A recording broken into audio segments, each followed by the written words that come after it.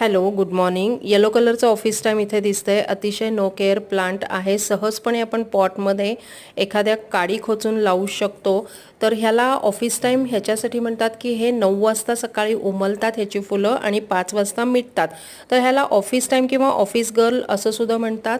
हे अतिशय no care plant आहे. ह्याला जास्त पाण्याची सुद्धा गरज नाही आहे, खतांची सुद्धा गरज नाही आहे. अगदीच खतं द्यायची झाली तर आपल्या घरगुती किचन वेस्टमधून तयार झालेली आपण केळीच्या पाण्याचं, कांद्याच्या सालीचं पाणी ह्याला देऊ शकतो, जे की पोटॅशयुक्त असतं.